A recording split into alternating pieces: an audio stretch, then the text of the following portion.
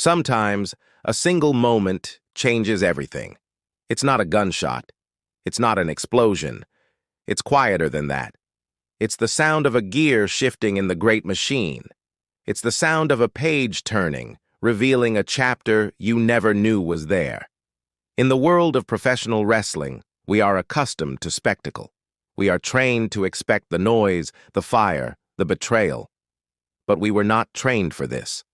We were not prepared for the silence. We were not prepared for the fear. Because this wasn't just a return, it was an arrival. And the WWE Universe, for the first time in a very long time, was truly deeply afraid. From the moment her music hit, you could feel it. The change. It wasn't the familiar uplifting anthem we remembered. It was a distortion. A slow, grinding industrial hum that seemed to pull the oxygen from the arena. The lights didn't just turn red. They bled red, casting long, unsettling shadows over the front rows. Smoke rolled in. Not the celebratory white pyro smoke, but a thick, heavy gray fog that clung to the ramp like it was alive. And then, there she was. But it wasn't her. The starlight was gone. The bright colors, the infectious smile, the way she ran to the ring high-fiving the fans, all erased. She stood at the top of the ramp, shrouded in that fog, a silhouette in black leather and dark, matted hair that covered her face. This new look wasn't just a costume change. It was an absence of light. She didn't move for a full minute. The crowd, which had erupted in a hopeful roar, fell quiet. First confusion, then a ripple of unease. She finally took one step, then another. It wasn't a walk. It was a dirge. The camera zoomed in, trying to find her eyes, but there was nothing there. Just a cold, terrifying emptiness. This new power, this new presence, sent a visible chill through the arena. She is back, but she's more dangerous than ever. The director in the production truck made a brilliant, horrifying choice. He cut away from the ramp and focused on the crowd. He found the faces. He found the exact moment their hope died. He found a young girl sitting on her father's shoulders, wearing the bright pink Starlight t-shirt. Her smile, wide and full of joy, slowly dissolved. Her hands, which had been clapping, lowered to grip her father's shoulders. She wasn't just confused. She was scared. The camera panned to the smart fans, the ones who usually chant and try to predict the show. Their phones were down. Their mouths were slightly open. Their cynicism, their shield against the fiction, was gone. This felt too real. In that moment, they weren't smart fans. They were just witnesses. Even the commentary team, men paid to talk, were silent. One of them, a man who had called her entire career, who had wept when she won her first championship, just whispered one word, his microphone barely catching it. No. The arena wasn't loud. It was filled with the sound of 20,000 people collectively holding their breath. This wasn't the triumphant return they had paid to see. This was an invasion of their comfort. This was the moment they realized their hero was well and truly gone. Behind the curtain, in the area they call the gorilla position, the atmosphere was even worse. This is the command center, the last stop before a performer walks into the light. It's usually a place of high energy, of producers giving last-minute notes, of wrestlers pacing, adrenaline pumping. Tonight it was a tomb. Her former tag team partner was standing there, ready for her own match later in the night. She was watching the monitor, her face pale. She was shaking her head, muttering, "That's not her. That's not her." The road agents, veterans of the business, backed away from the curtain as if the darkness from the ramp might seep through. No one spoke. The only sound was the heavy, rhythmic thud of her boots on the ramp, piped through the backstage speakers. Each step felt like a hammer blow against the foundation of the company. The fear backstage wasn't just for the opponent she was about to face. It was a deeper, more professional terror. They had lost control. The script was gone. The person walking down that ramp was not playing a character. She was the character, and she was answering to no one. Miles away, in a dark truck in the parking lot, the broadcast team was in chaos. The director is usually the loudest person in the room, calling camera cuts, demanding replays. He was silent. His hand hovered over the console, but he wasn't cutting. He was mesmerized. The lead producer was on the headset to the announcers, but he had no words of guidance. What could he possibly say? Sell the new attitude? They were too busy processing their own shock. This wasn't what they had rehearsed. The graphics package they had built, full of bright logos and comeback statistics, was useless. The red light, the heavy smoke, that wasn't in the cue sheet.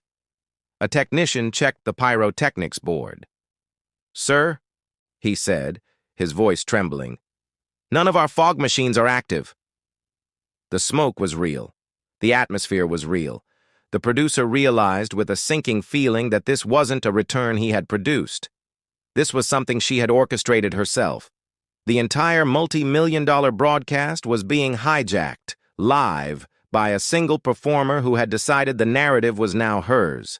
The power dynamic of the entire industry had just fractured, and they were broadcasting the break. The moment it aired, the digital world shattered.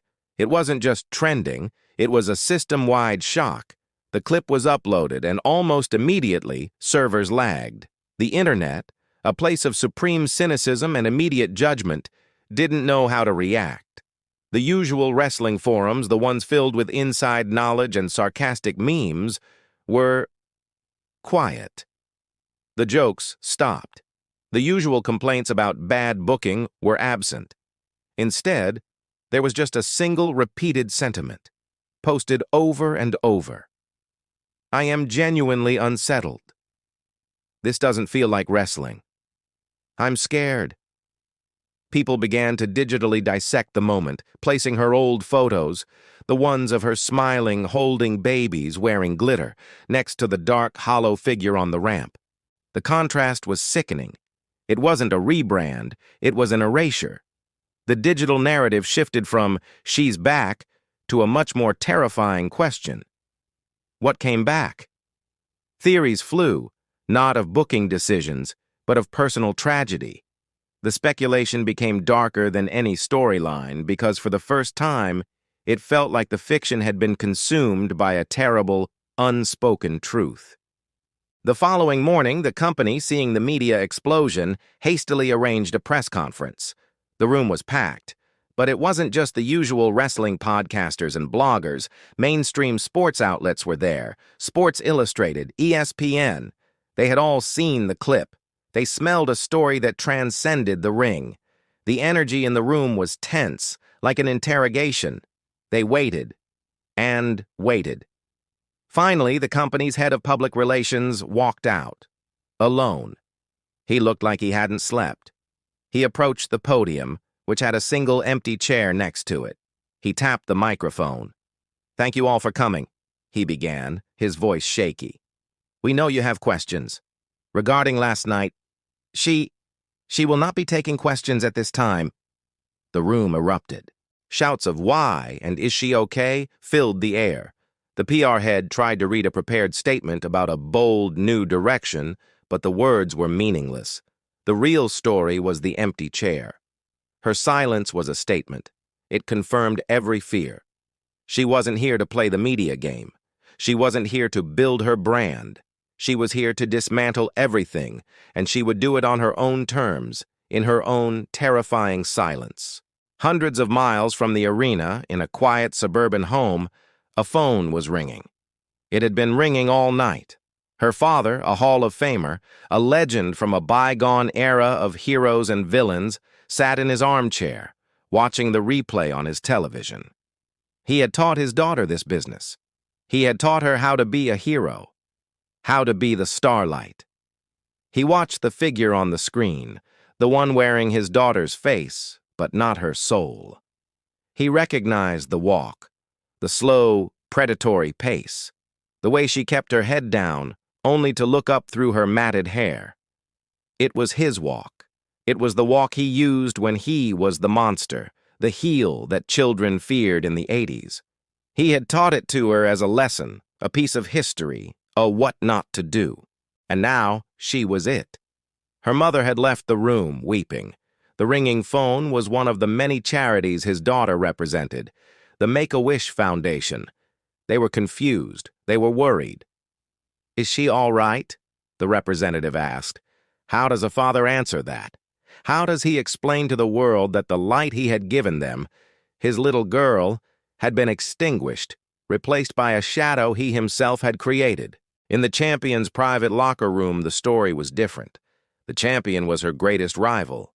Theirs was a history built on mutual respect and a desire to be the best. They had pushed each other to five-star classics. The champion had wanted her back. She needed her. She needed that one final match to cement her own legacy.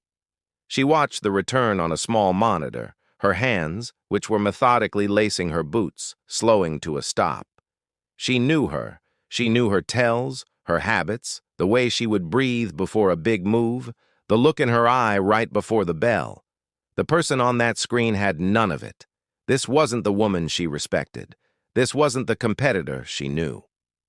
The champion stood up and looked at the title belt sitting on her bag. It suddenly felt different. It wasn't a prize anymore. It was a target. She realized a cold, sinking truth. The person who just returned wasn't here to have a great match. She wasn't here to steal the show. She wasn't even here to take the championship.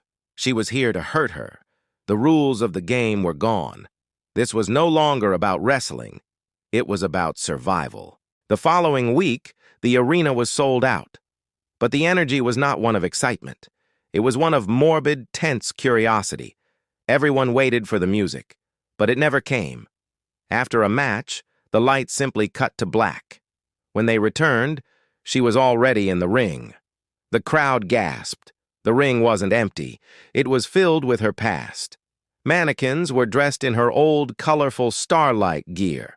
A table was piled high with her smiling merch, the brightly colored headbands and T-shirts. Her old, replica title belts were lined up on the mat. She stood in the middle of it all, in her new, dark attire, silent. She walked to the first mannequin, the one in her rookie gear, and stared at it. Then, slowly, methodically, she ripped the head from its shoulders and let it drop. She moved to the table of T-shirts and, with one sweep of her arm, sent them scattering to the floor. Finally, she picked up one of the replica championships. She looked at her own, distorted reflection in the gold plate. She didn't throw it down. She just dropped it. A dull, final clatter. Then, she picked up a microphone, her first time speaking. The arena was dead silent. She whispered, "You wanted me back." A pause. "You got me." We spent months trying to understand. We, the universe, thought this was a story about her. We thought she had been broken by an injury, or corrupted by a loss, or was lashing out at the company for some perceived slight. We analyzed her every move. We created narratives of a demonic possession, of a heel turn driven by jealousy. We were wrong. This entire transformation, this darkness, it wasn't about her at all. It was about us. She hadn't changed. She had just stopped. She had stopped performing. The starlight we loved, the smiling hero who hugged children and spouted inspirational phrases, that was the mask. That was the character. The person she played because we demanded it. We demanded her time. We demanded her energy. We demanded her smile, even when she was in pain. We demanded every piece of her light, and she gave it, until there was nothing left but the character. The shadow in the ring, the one who tore down her own legacy, that wasn't a new persona. It was what was left. This was never a story about a villain's return. It was, and always will be, a story about what happens when the hero finally stops saving us and decides instead to show us a mirror.